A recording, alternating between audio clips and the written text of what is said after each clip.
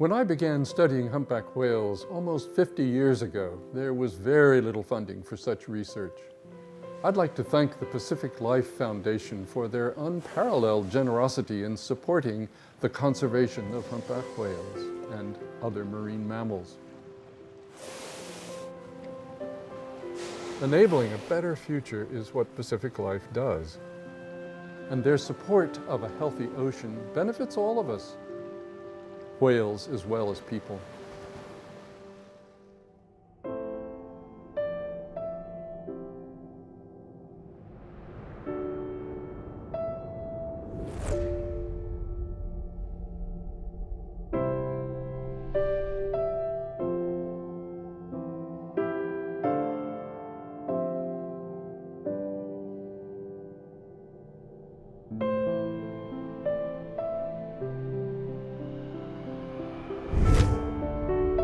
Our planet holds a kind of parallel universe.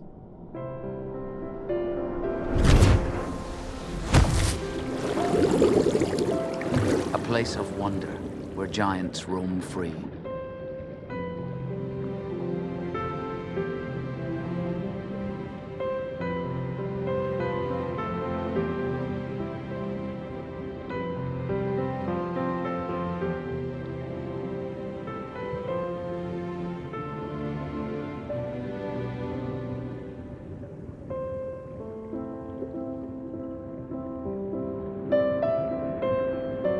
For thousands of years, we could only wonder about humpback whales. Now, by exploring their world, we're getting surprising glimpses into their lives.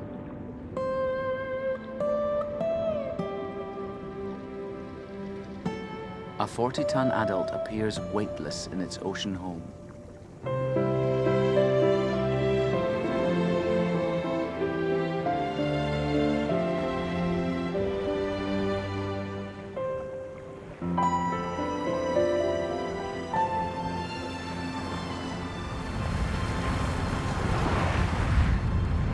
Though longer than a school bus, these 50-foot giants are nimble.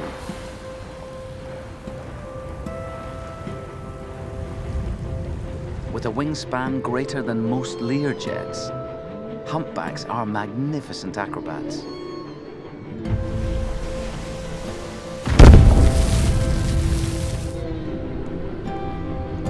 Often seen in shallow waters, these mammals occasionally dive to a depth of 1,000 feet.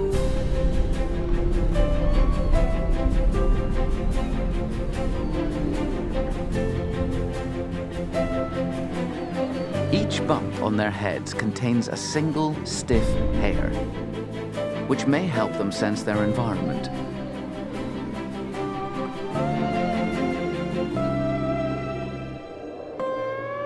Today we celebrate them, but it wasn't always so.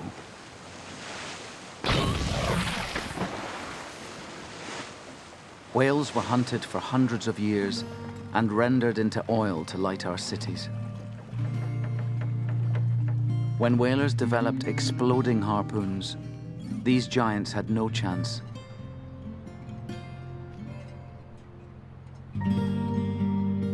We nearly wiped humpback whales off the face of the planet.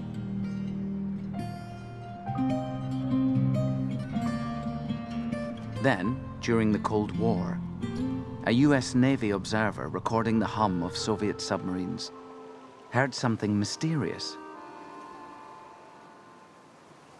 The otherworldly calls of humpback whales.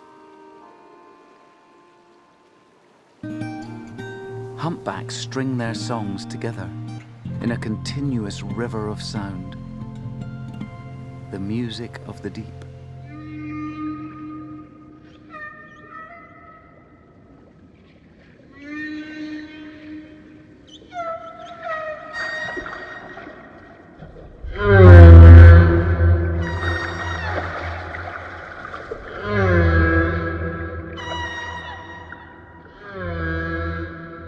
In the 1970s, when these recordings were studied by scientists Roger Payne and Scott McVeigh, they recognized that the seemingly random noises were actually precise rhythmic patterns of sound, or songs.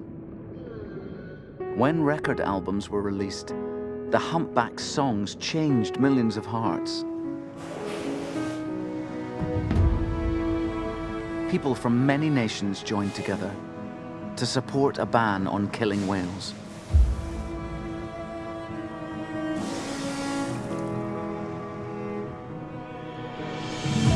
The song of the humpback helped us to begin to understand, finally, that whales are magnificent, complex beings, worthy of protection, worthy of life.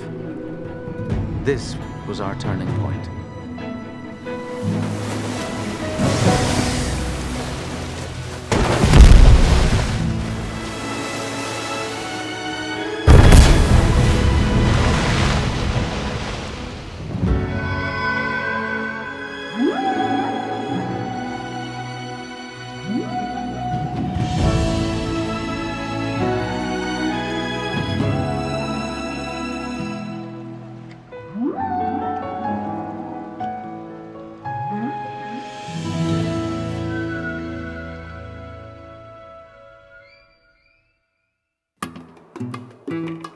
The South Pacific.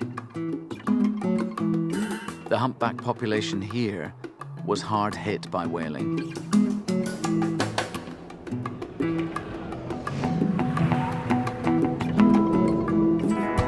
In Tonga, there were only about 50 mature females left.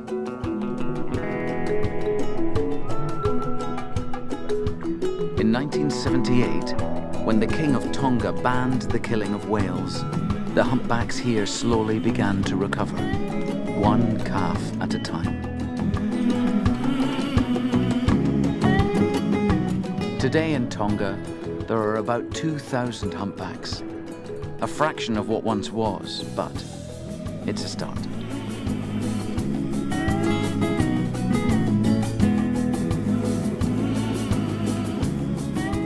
The humpback resurgence has now sparked a whale-watching boom here.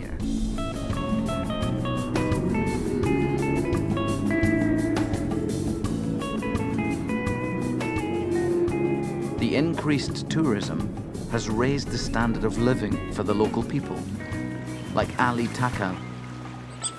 My grandfather was a whaler. He hunted humpbacks to feed our family.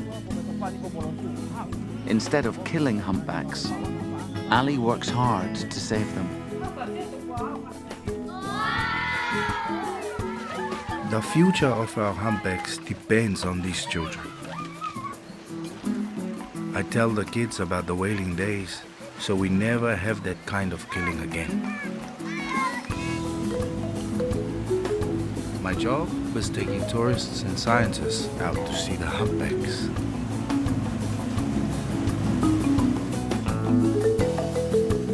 Now these magnificent whales have begun to recover.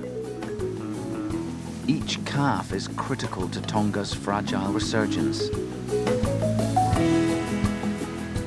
After a full year of pregnancy, mothers give birth to a single 14-foot baby.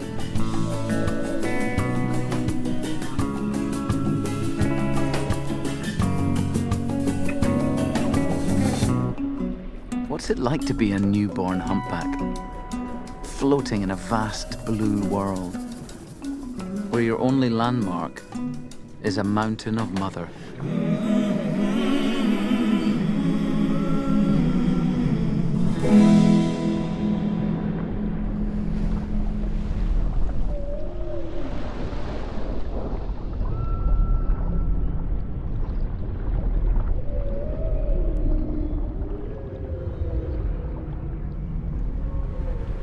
Humpbacks share these idyllic waters with a whole community of marine life.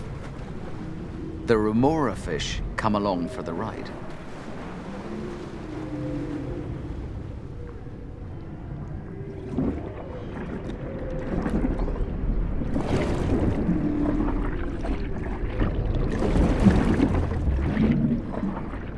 Even when the mother sleeps, the newborns don't stray far from mother's milk.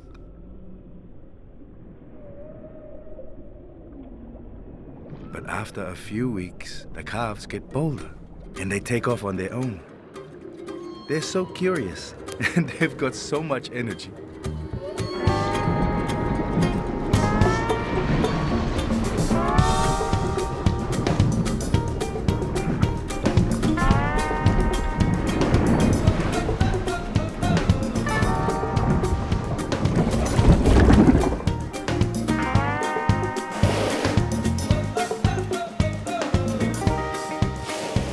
Newborns learn by copying their mothers. In their first year, they double in size.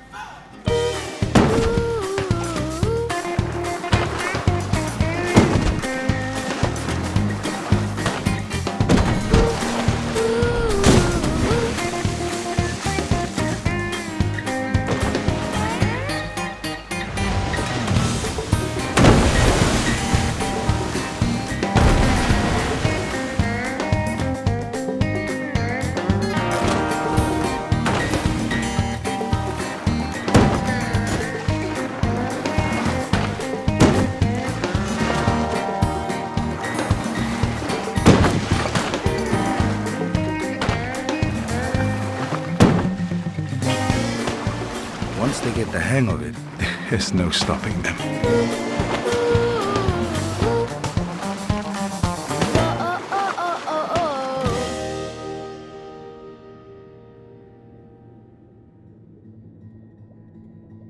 Each calf stays with its mother only about 1 year to learn about the world, how to migrate thousands of miles, what to eat and how to find it, who to trust and who to fear. Whalers like my grandfather once targeted mothers and calves because they move so slowly. I always loved my grandfather, but he didn't understand the need to stop killing whales.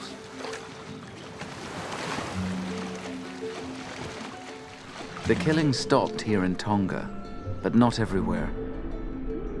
3 nations, Japan, Norway, and Iceland, still allow commercial and scientific whaling. Today, fewer people kill whales on purpose, but we now kill them without even knowing it. When a ship collides with a whale, the impact is often fatal, and the number of ships on the world's oceans has doubled in the last 12 years. There is something we can do about these fatal collisions. One solution is to slow down ships or reroute them to avoid the migratory pathways of whales.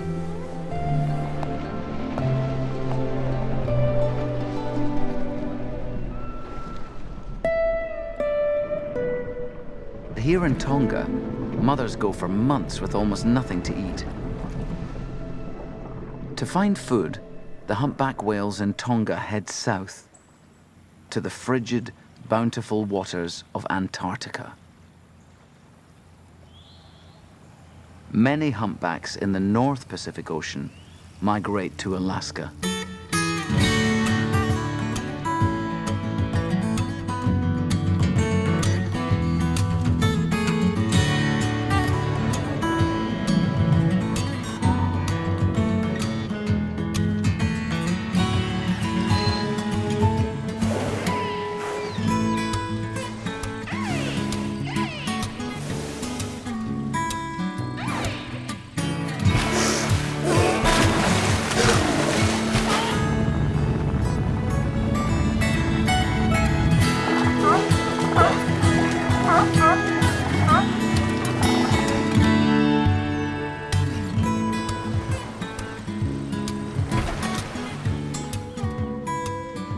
Dr. Fred Sharp has been studying the behaviors of humpback whales here for the past 25 summers.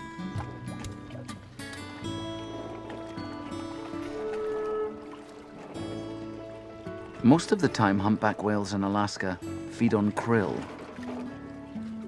These small shrimp-like crustaceans thrive here, in waters enriched by upwelling currents and glacial nutrients.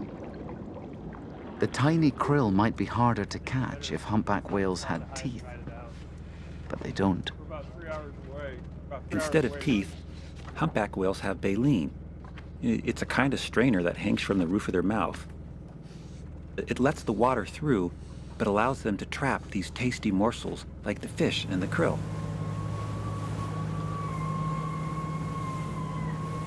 When we're trying to locate big feeding pods, it's almost like you're coming home to family. Fred has studied these particular whales for so long that he can often tell who's vocalizing just by listening.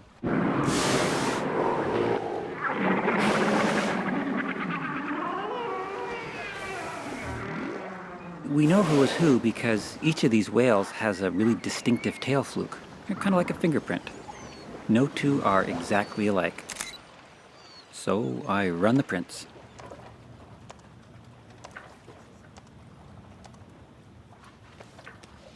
This is Melancholy. I've really come to know him over the past 20 years, from studying his behaviors and even sketching him. I often see Melancholy with another male, who we call Vulture. Many whales feed individually, but Melancholy and his crew have learned a really cool strategy. They can capture more fish by working together as a team. When we hear the feeding calls and see the whales grouped together, we know we're in for quite a show. What happens next is one of the most incredible and complex animal behaviors ever observed. It's called group bubble net feeding. The first step is always the synchronized dive.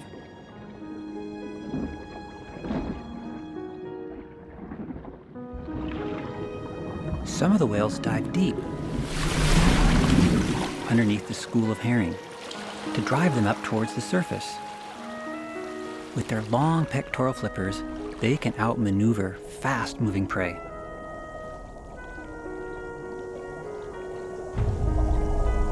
The bubble specialist blows a stream of bubbles, forming a spiraling wall of air that acts like a net to keep the fish from getting away. The designated vocalizer begins to make almost deafening sounds, scaring the fish up towards the surface.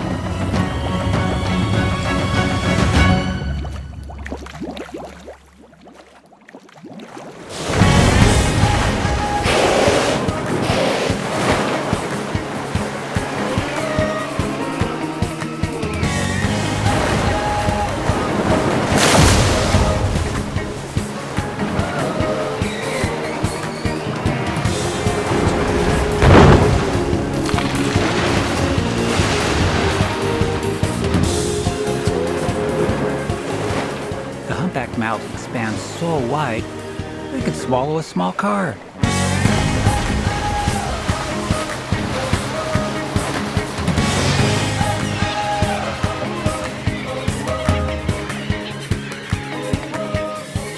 They can eat up to a ton of food in a single day. That's like 8,000 hamburgers.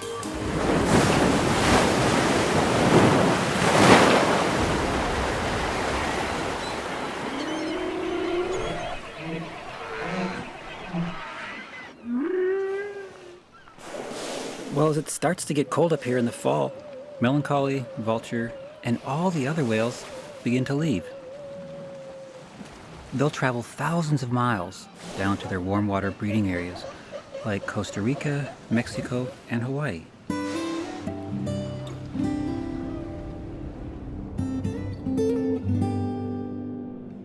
Some humpbacks migrate 5,000 miles one way every year.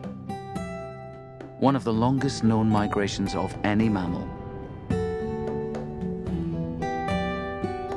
There are 15 distinct populations of humpback whales, located in all the oceans of the world.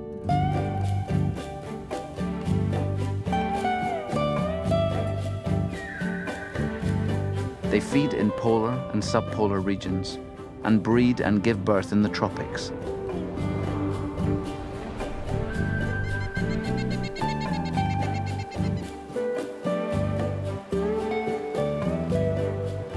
Each winter, the Hawaiian Islands host the largest gathering of humpbacks in the North Pacific.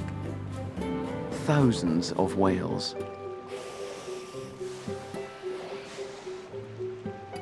Humpbacks may live up to 80 years or more. They seem as curious about us as we are about them.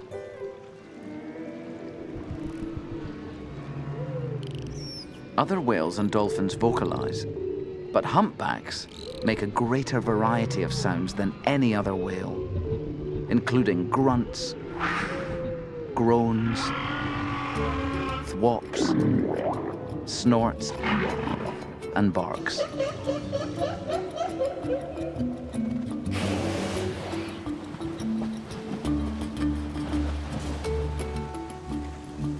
When humpbacks leap or breach, they make it look easy. No other whale leaps so high so often.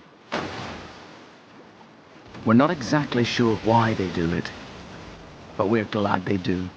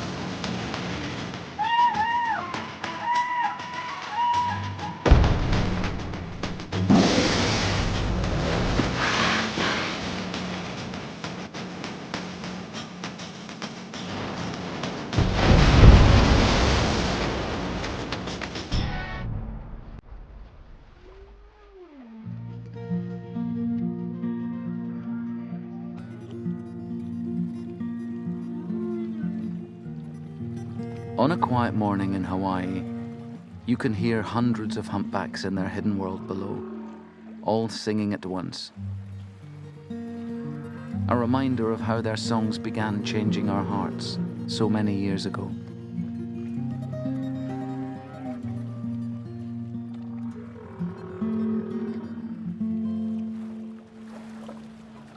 Today, Dr. Jim Darling lowers the hydrophone into the water, just as he did decades ago when Roger Payne first invited him here to record humpback whales. For scientists like Jim, finding singers isn't easy, but there are clues.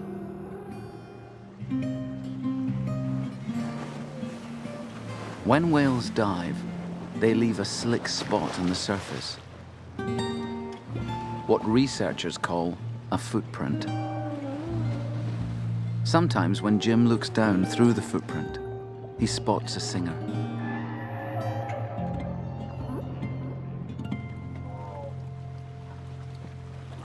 All the singers in Hawaii start each breeding season singing the same song.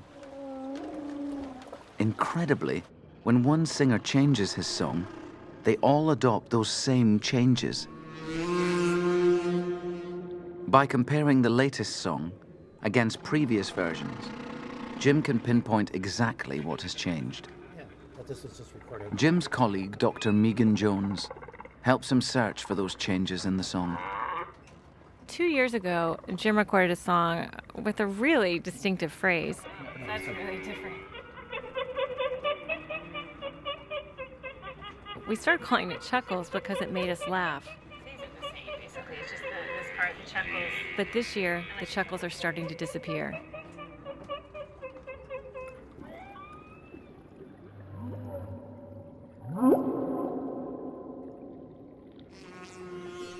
After years of study, scientists were surprised to discover the singers were all males.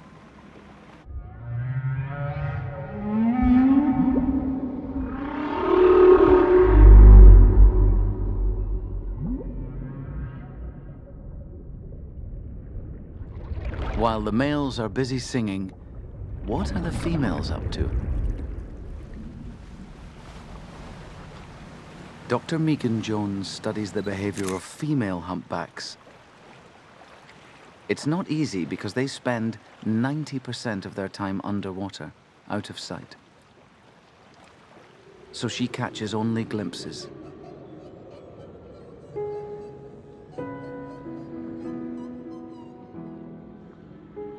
One of the most important questions I'm trying to answer is how females choose their mates.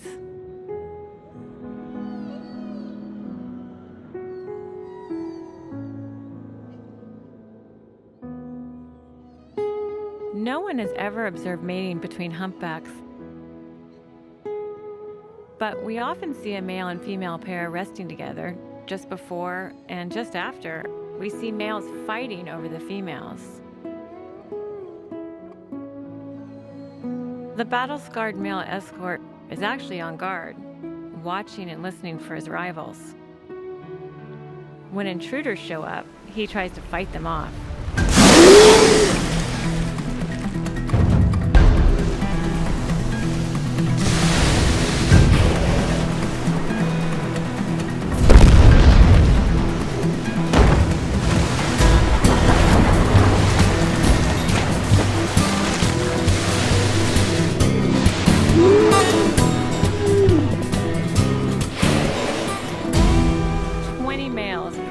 Just one female. We think the males are vying for the prime spot closest to the female. The escort will use all kinds of tactics to defend his position.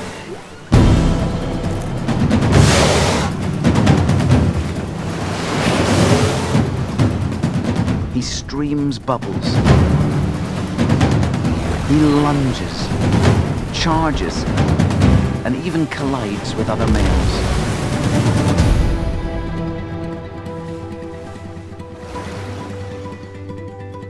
Is the female leading these males?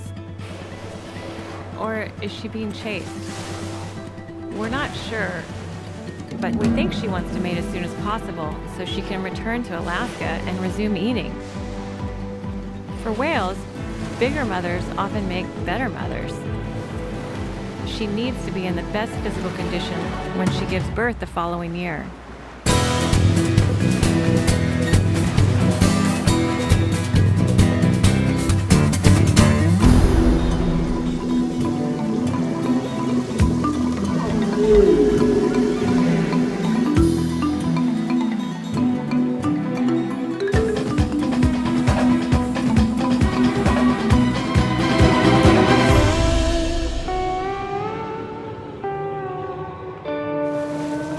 This chase lasted 4 grueling hours. We think the competition may allow the female the opportunity to select the fittest mate.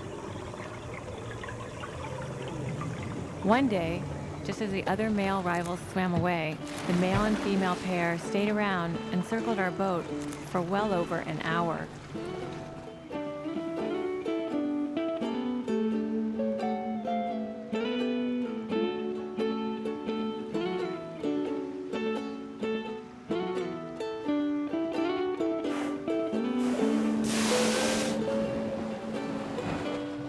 first, we thought the female was swimming upside down and using the boat to discourage the male. But as we watched the pair circle and dance around each other and us, it became clear that, at least in this case, the female was following him as much as the male was following her. Was this courtship? Was she trying to attract him? This is what we think may be happening, but until we see mating, we can just never be sure. For me, these are the best kind of days, when new observations lead to new questions.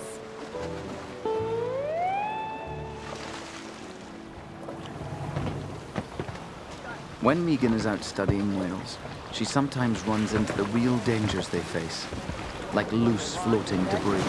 Major threat to the animals. More than half of these humpback whales bear scars from being tangled up in ropes and fishing nets. This humpback whale population is growing, but we think worldwide the humpback population may be only 40% of what it was before whaling began. Some of the most serious problems facing whales have no immediate solution. But when individual whales get entangled, some of them can be saved by rescue teams, like the one here in Hawaii. Joe, let's see if you can get underway in 5. GPS coordinates set. Most rescues start with a phone call from a boater. Hello, Kai. Reporting entangled whales is one important way to help humpbacks. Looking for your position. The team caught up to the entangled whale in just under an hour.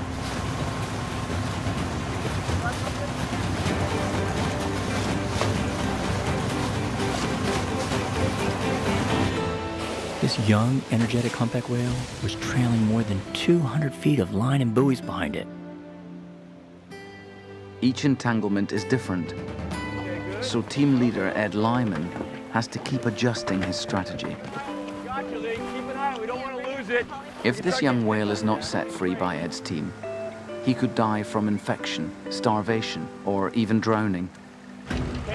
Go for throw. A key tool is their grapple. That's how they hook onto the trailing gear, and then pull themselves close enough to cut the whale free. We attach a transmitter to help track the whale in case we lose it, and buoys to keep it from diving deep. Even with extensive training, it's dangerous for Ed and Joe to get so close to a huge animal under stress. We work entirely from boats. People have been killed jumping in the water to cut whales free. Careful here. If we hear signs of stress, like a trumpeting blow, we back off.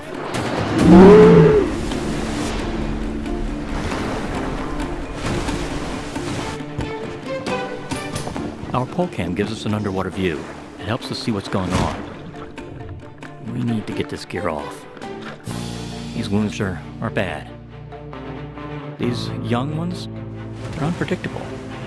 Our whale makes a sudden U-turn and snags his gear on a nearby boat.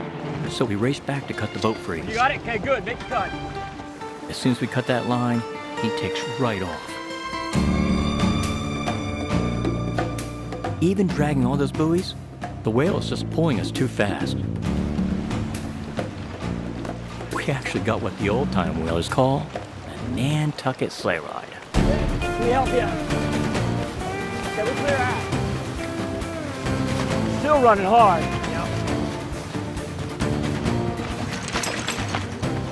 We attach a sea anchor to slow it down.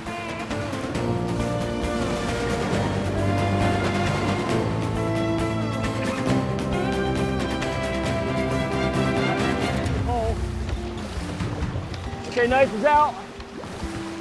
You're good. Okay, here, I'm right beside you. Finally, the whale slows down enough to give Ed a clean angle, so he moves in for the cut. And here we come. Okay. One more time, come up again. Okay.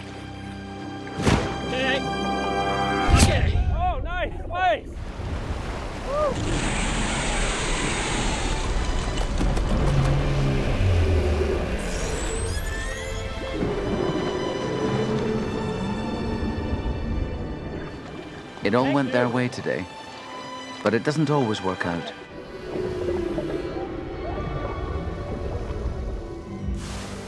Even Ed's heroic team can't save every whale. But you and I can help reduce the number of entangled humpbacks. Encourage the use of whale-safe gear and keep debris out of the ocean.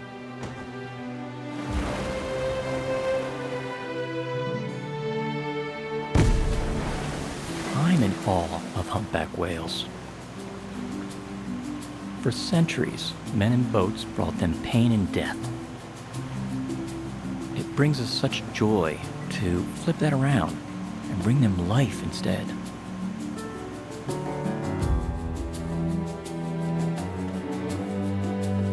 It took hundreds of years for people all across the world to wake up and hear the song of the humpbacks. In the early days, humpbacks were known as our guardians. Now it's our turn.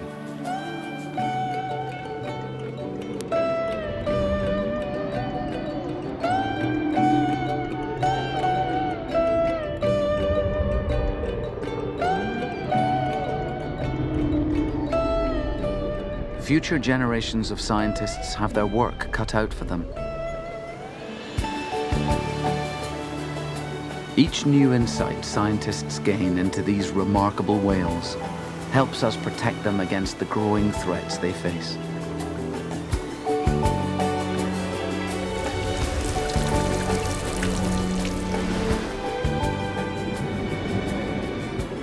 Oceans cover 71% of our planet, and humpbacks roam them all.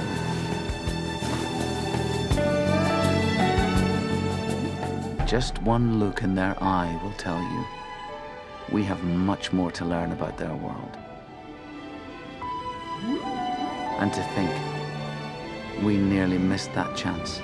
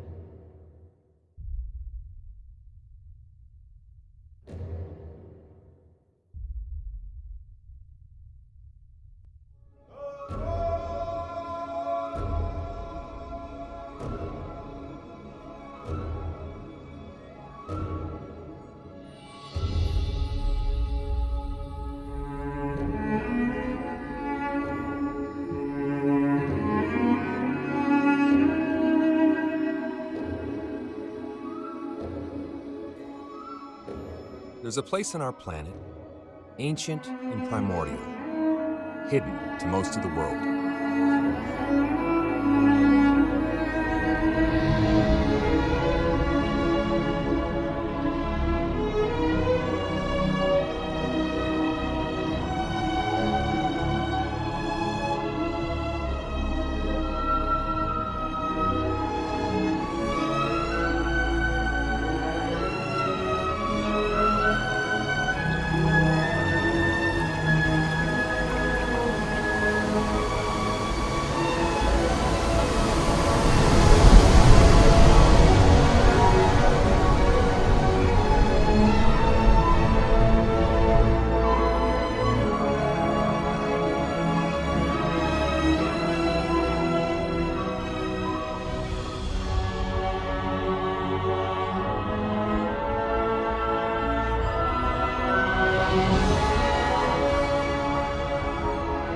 Here, glacier-crowned peaks, protecting ancient rainforest.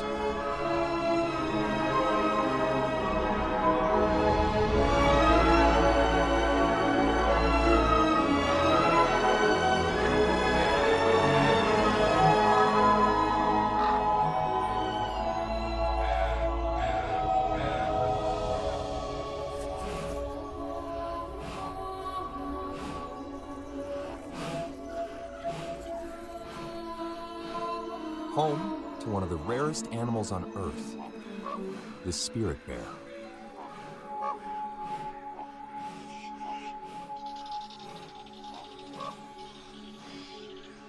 There are fewer than 200 of them alive today.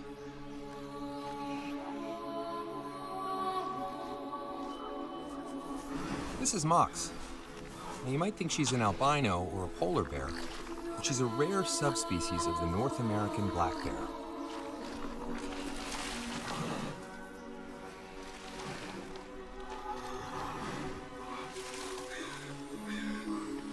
Now that she's left her winter den where she's slept for 6 months, you can imagine it's a little slow going just to wake up.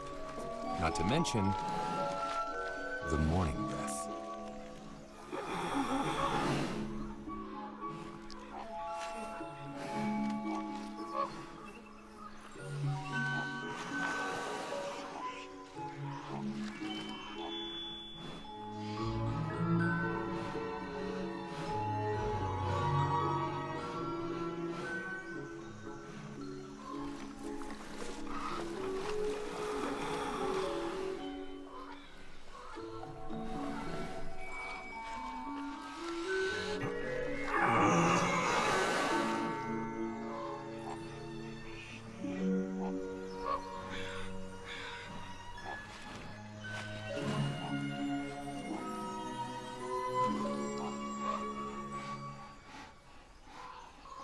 Mox has lived in this part of the rainforest all her life. Some years she'll have cubs, some years she won't. But don't worry about her. There's others in the neighborhood to keep her company.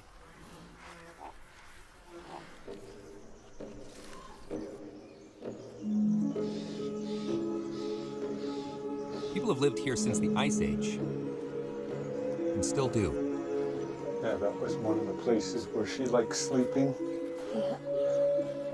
My name is Marvin Robinson, Gitgat First Nation. My Indian name is Mengi's Height. That's from the Raven clan. Long ago, the elder chief of Marvin's First Nation tribe gave him the job of protecting the spirit bear and its ancient forest home.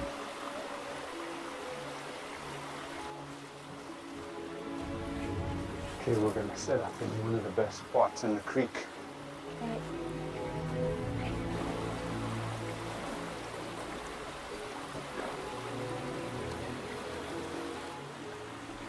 Today, he's teaching his son Nelson about the ways of the spirit bear, so he too can be their guardian in the future. My name is Nelson Robinson. I'm 12 years old. My Indian name is Nunakhnogamal. That's baby spirit bear. My grandfather gave me my Indian name. I've been coming out here since I was 4. I'm pretty comfortable around bears. The First Nations people are a big reason this wild and unchanged place still exists. But the very foundation of this natural wonder comes from a unique marriage between the rainforest and the ocean. The Great Bear Rainforest is the largest and most intact coastal temperate rainforest left on Earth.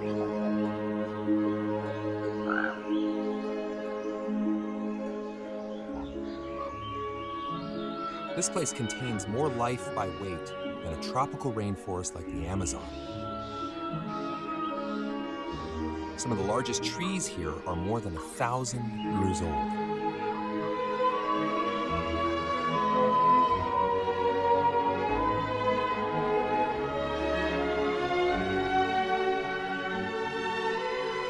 This is one of the rarest forest types left on Earth.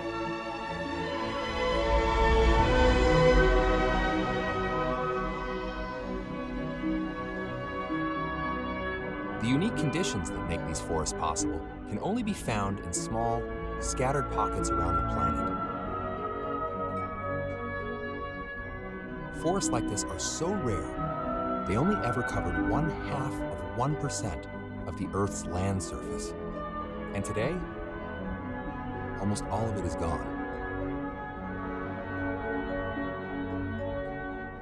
Over half of the remaining coastal temperate rainforest lies along Canada's rugged Pacific coastline in British Columbia.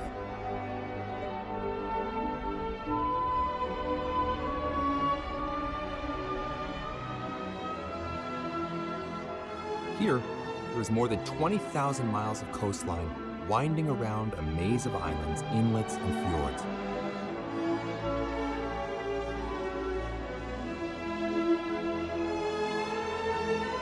This mosaic of land and sea makes for ideal conditions to transfer marine nutrients to the forest from the bounty of the ocean.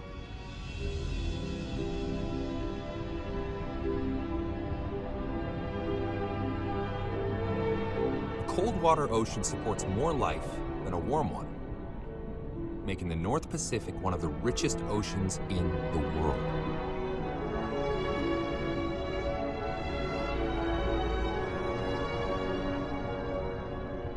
If you look deeper, you'll see that the forests here aren't just above ground.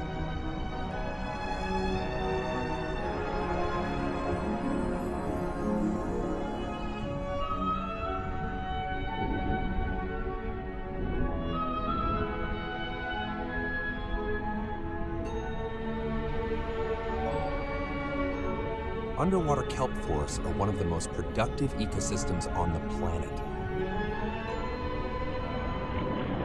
They're essential to one species in particular.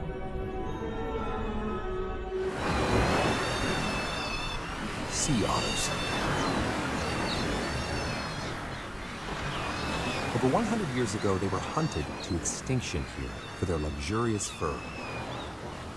About 50 years ago, a few otter families were transplanted here from Alaska, and the population has thrived ever since.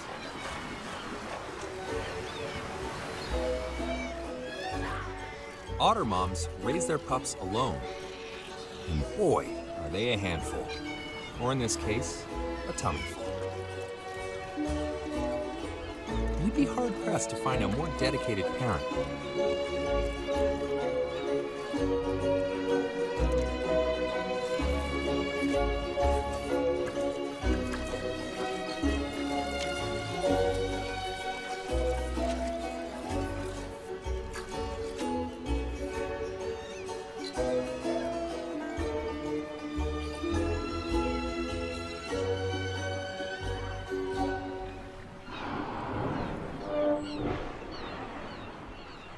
Humpback whales have also returned to the coast. They too had once been hunted out, but now thousands of whales come each year to fatten up after their long migration from Hawaii.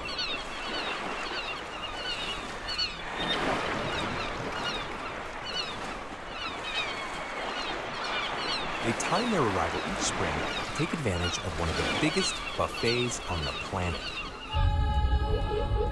The return of Pacific herring to spawn. This event is so important to the Hiltzik First Nations that it marks the start of their new year. The wane, the herring, are something that we have a long relationship with. Herring season is like seeing a relative we haven't seen for a while. It's a reunion of sorts that needs to be protected and cherished. My name is Saul Brown. My Hiltzik name is Ajishpa, meaning the silver-tipped supernatural grizzly bear. I'm 25 years old and I'm from Bella Bella. Herring season is my favorite time of the year as a young person. Getting out on the water and understanding that what I'm doing is an ancient practice that my ancestors did. I love herring season because we all come together and share that food and experience. And it always makes my heart full to see these animals come and converge where there's a feast.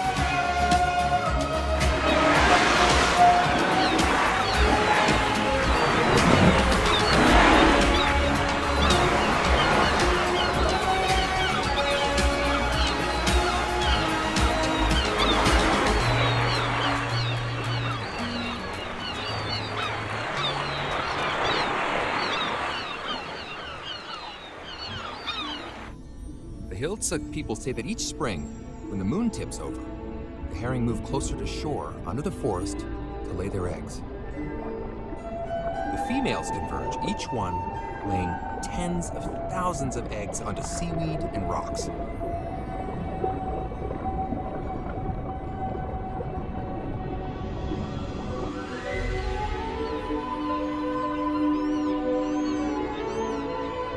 Herring can spawn in such abundance, the milky water will stretch for miles along the coast.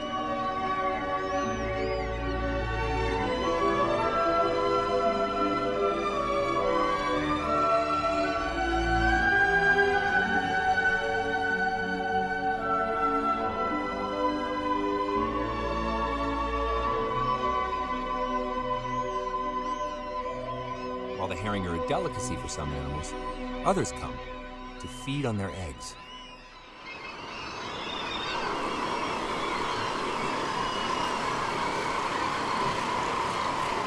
These are surf scoters.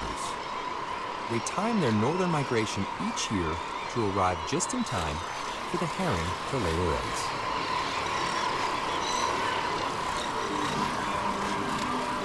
But they have to dive to reach them.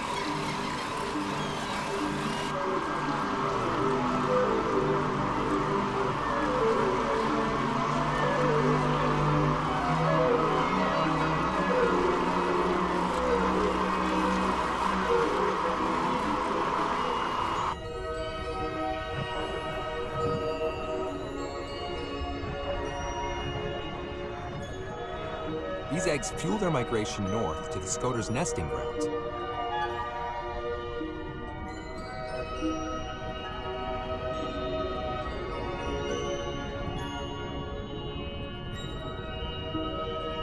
The Heiltsuk people have also learned from their ancestors to time their own harvest. A week ago, Saul and his family placed these hemlock tree branches in the ocean where they thought the herring would spawn. And they got it right. The branches are just covered in herring eggs. These eggs are an important economic resource and a favorite food of the Heiltsuk. Their children sing a traditional song celebrating the harvest.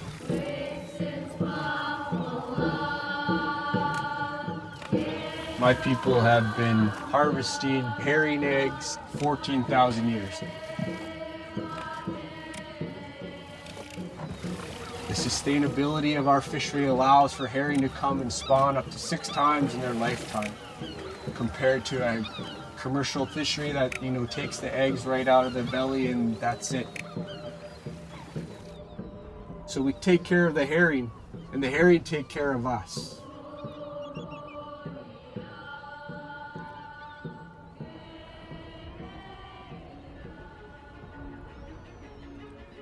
If the ocean is the lifeblood of the Great Bear Rainforest,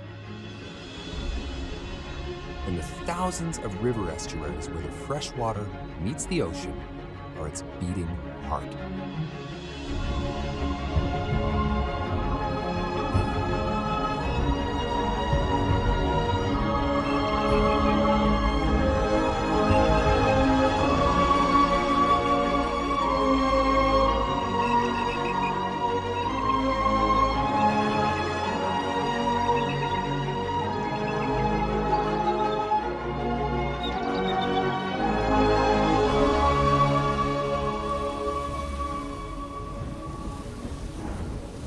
This abundant habitat is home to the biggest guy in the neighborhood.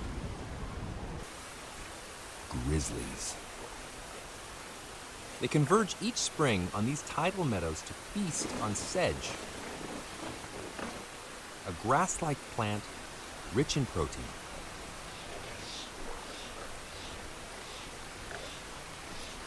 These guys have no problem eating their vegetables. In spring, they can eat 10 pounds of these greens each day.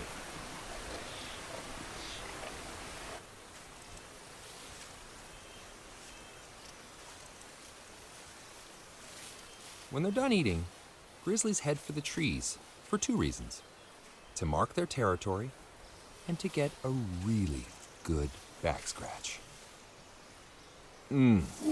That's gotta feel great. They leave behind their personal scent and an awful lot of bear hair, not unlike my mother-in-law. When the bears leave, the trees attract another inhabitant of the forest. The Kitasoo Heiheis people have been living alongside these bears for thousands of years. Now they're using modern technology to study the bears that live in their traditional territory. They collect the hair left behind on these rub trees to analyze the bear's DNA.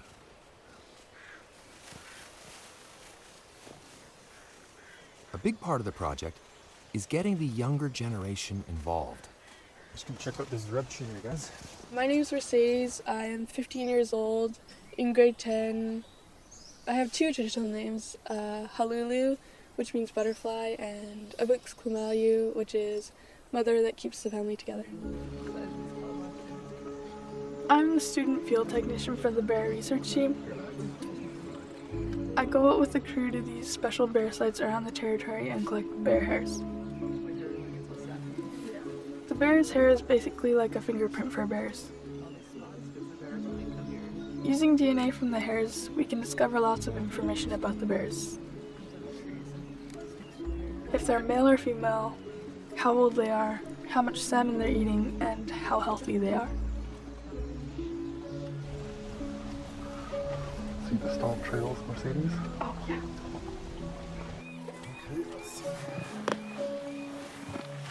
Mercedes' generation is the first to use these new research techniques to better understand bears.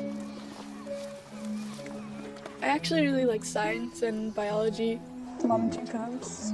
It's really great because I'm able to combine knowledge from elders and community members with the science that I'm learning. They're combining the technology of the modern world with the traditions of the old, and giving her people a fresh perspective on the bears who share their homeland.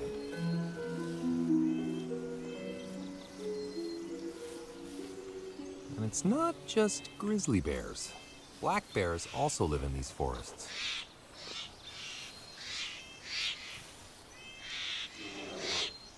They have to be careful around their much bigger, very cranky neighbors. Grizzly claws aren't great for climbing, so up here, the black bear family feels safe from their grizzly cousins.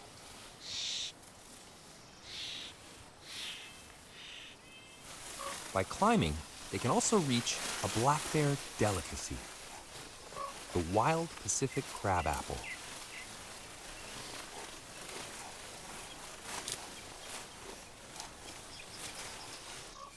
Out in the open, the grizzly's long claws are the perfect tools for digging up roots and tubers that grow wild here.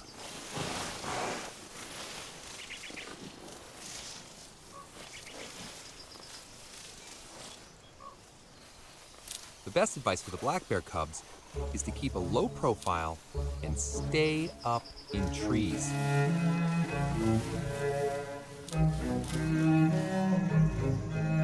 They'll learn how to climb by observing the masterful climbing technique of their mother. I'm sure she meant to do that.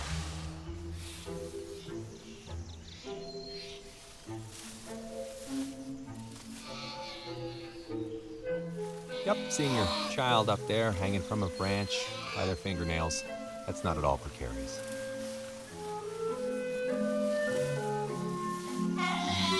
Thankfully, his climbing skills are keeping him out of trouble.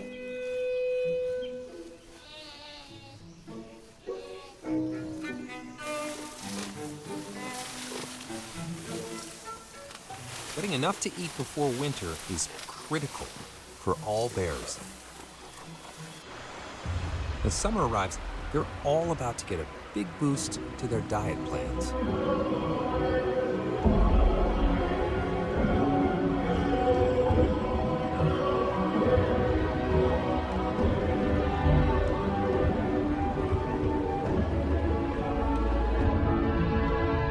The salmon are back. After 4 years at sea, they're headed to their freshwater home to spawn.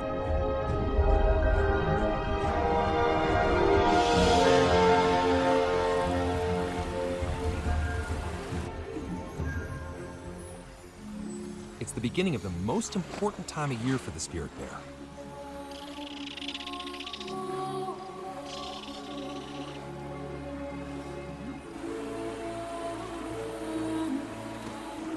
And it's also a great time for Marvin to teach Nelson more about these mysterious animals. We just gotta watch and see which way she goes, but it looks like she's coming up. It looks like she's moving slower. Yeah. Pretty nice looking bear though. Yeah.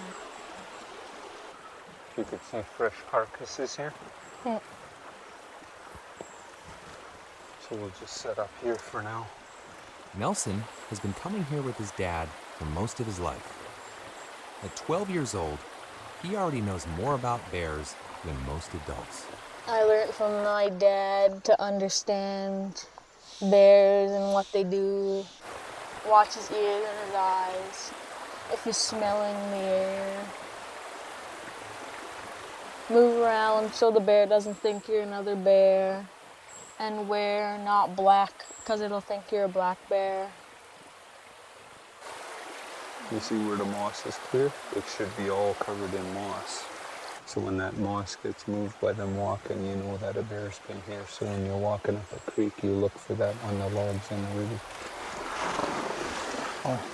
That's my first time seeing her run. Come on. Yeah, that's good. She's trying. And you might wonder why there are white bears in this rainforest. When Mox is fishing, her white fur camouflages her against the sky. By catching more salmon, it ensures her survival, allowing her to pass on her genes to future generations. The ocean has such a strong influence on this rainforest that over time, it actually changed the color of a bear.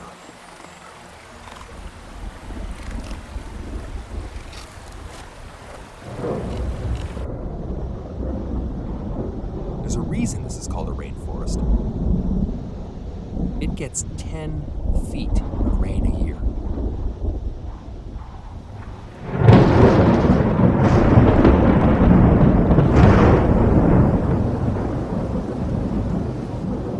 Most storms come and go as part of the normal weather cycle here.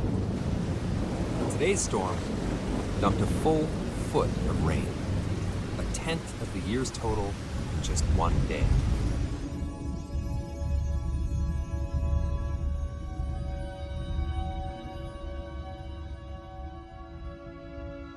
The rain saturated the ground until soil on the steep slopes gave way and thousands of tons of mud, rocks, and trees came crashing down the mountain, burying the stream and the salmon that were in it.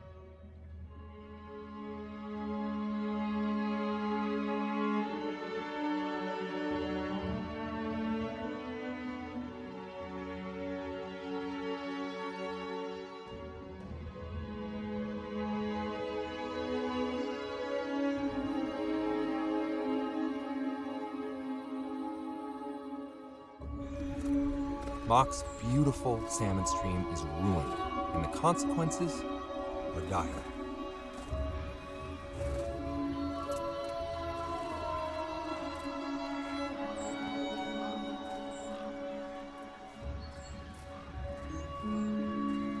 She needs to eat a lot of salmon to gain enough weight to survive next winter's hibernation.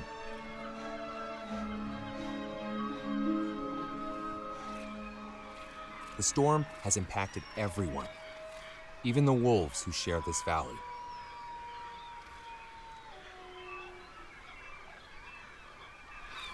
But with their keen sense of smell, at least they're able to find salmon buried in the mud.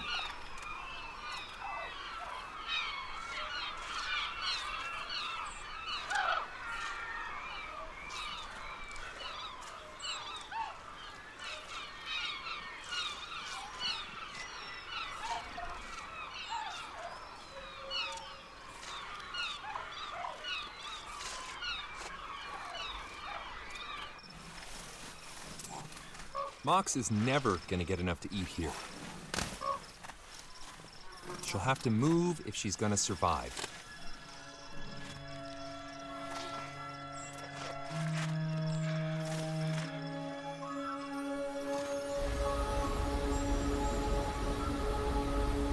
Throughout the Great Bear Rainforest, the big storm has caused the rivers to rise.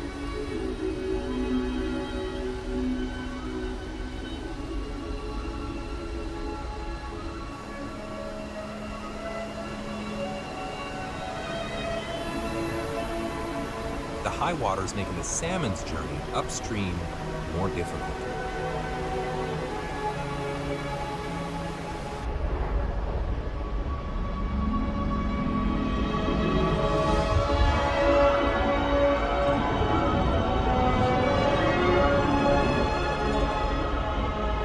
Clearing these falls is equivalent to a human leaping over a 4-story building.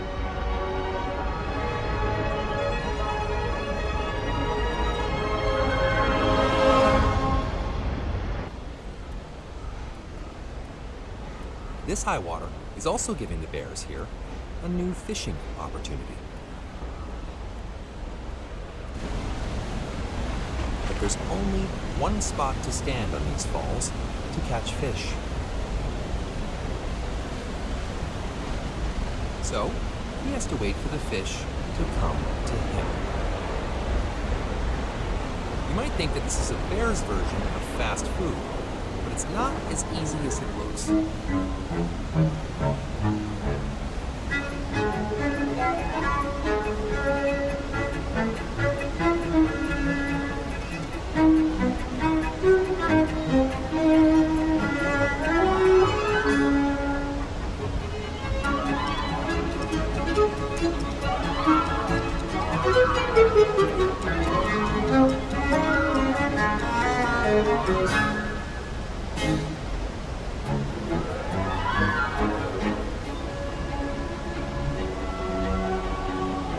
It takes patience until...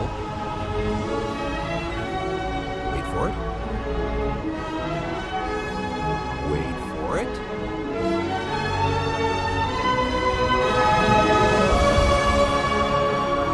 There you go. Dinner time, baby.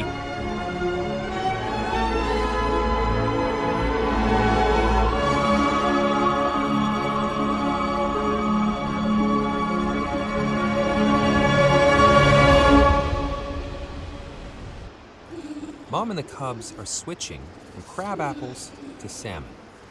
But first, they'll have to wait for the big fella to leave.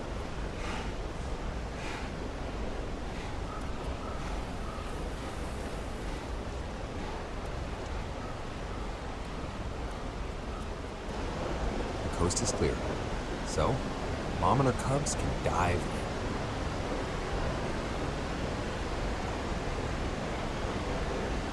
Coming here is risky. Big males have been known to kill cubs.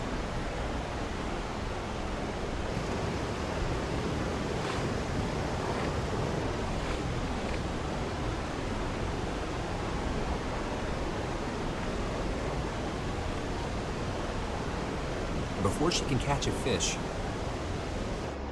guess who's back?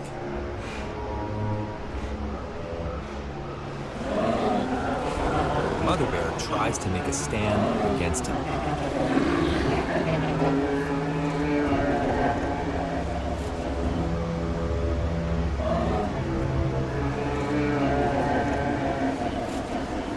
The male takes back the best fishing spot, but moms don't give up that easily.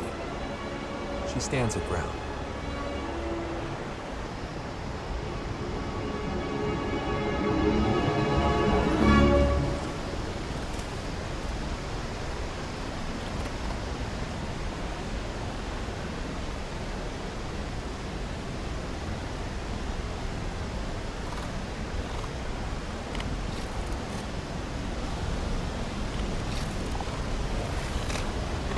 This must be hard for the hungry family to watch.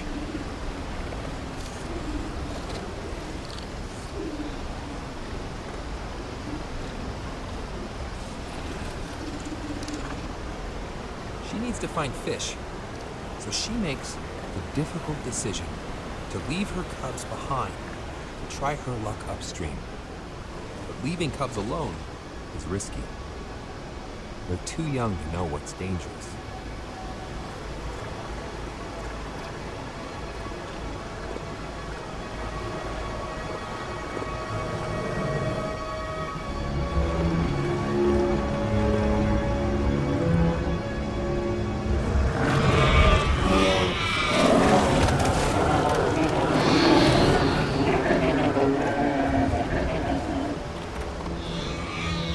Defending cubs is how most mother bears are killed. But not today, bucko. Don't mess with this mama bear. The big male wisely decides it's just not worth the hassle. Her decision to stay has paid off for this hungry family of 4.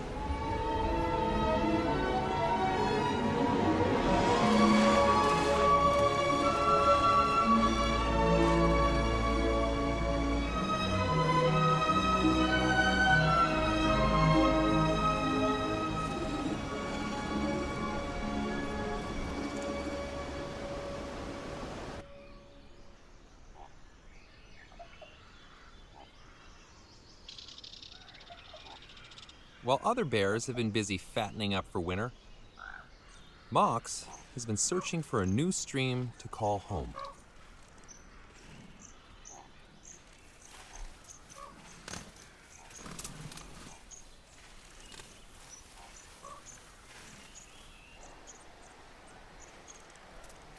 She left her devastated fishing ground behind and headed toward a familiar place from her past. It's the perfect salmon stream. Shallow water for spawning and a set of rapids for fishing. But like most rapids, it has its own resident bear that holds the best fishing spot.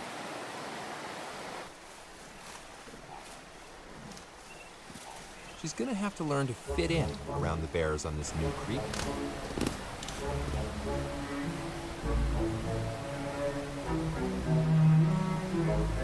First encounters between bears can be tense. But given the fact that Mox is, well, perhaps not the most graceful. Oh, Mox, you poor thing.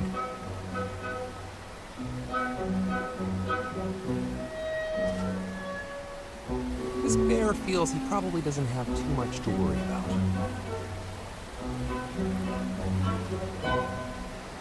Mox doesn't hesitate to move right into a prime fishing spot.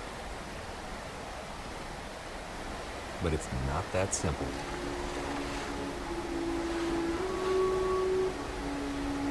She's the new kid here. And the new kids can sometimes be taken advantage of.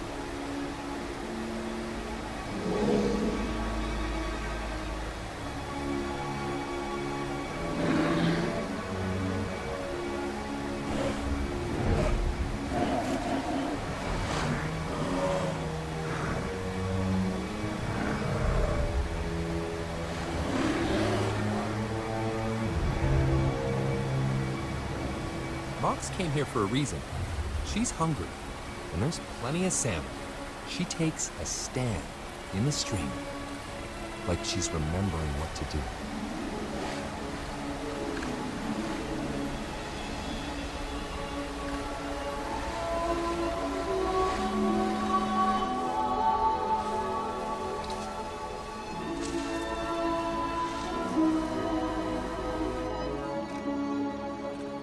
She has, in fact, been here before.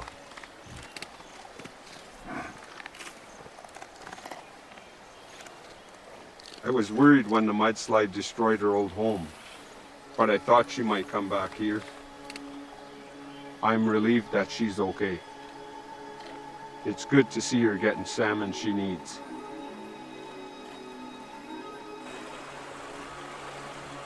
This creek is part of her old territory, the place where she first grew up, where her cubs were born.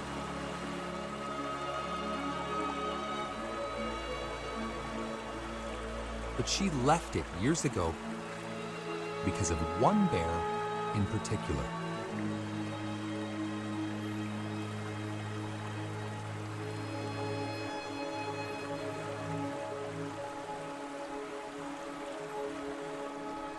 This young spirit bear.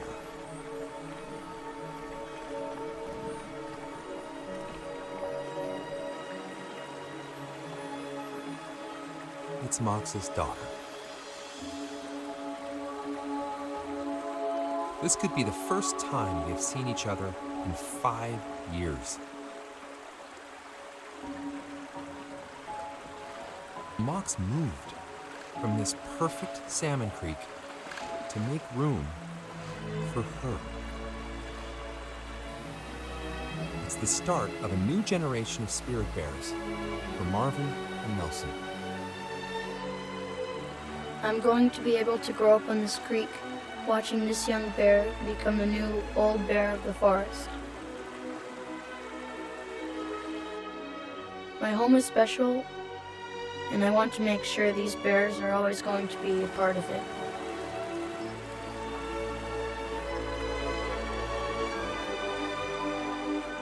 When I was young, we never spoke of the spirit bear. But Nelson is growing up in a time when our home is facing more challenges. If we can protect the bear, it will protect our home. Although there are reasons to be hopeful, the future here is far from secure. It's going to take everyone, pulling together to make sure that Mox and all who live here have a home for many more years to come in the Great Bear Rainforest.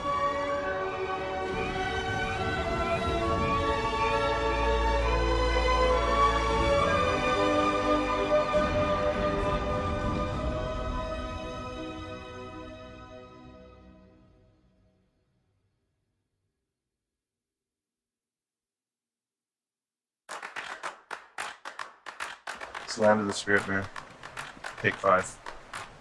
Sequence 9. Day 400.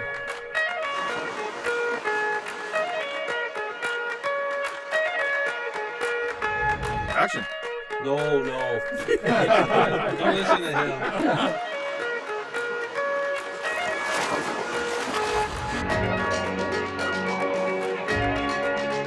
Oh, he's down there somewhere. Never seen that one before. I've never seen that before. I don't even know what this is. We just had a black bear come in. He's more interested in the camera, I think, than the fish.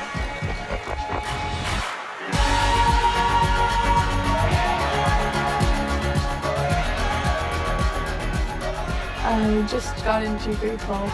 Or grade 11. I keep saying grade 12. Just filmed a bear rubbing on a tree right in front of us. It's taken us months, or minutes, depending on how you look at it. I was extremely lucky. Right place at the right time.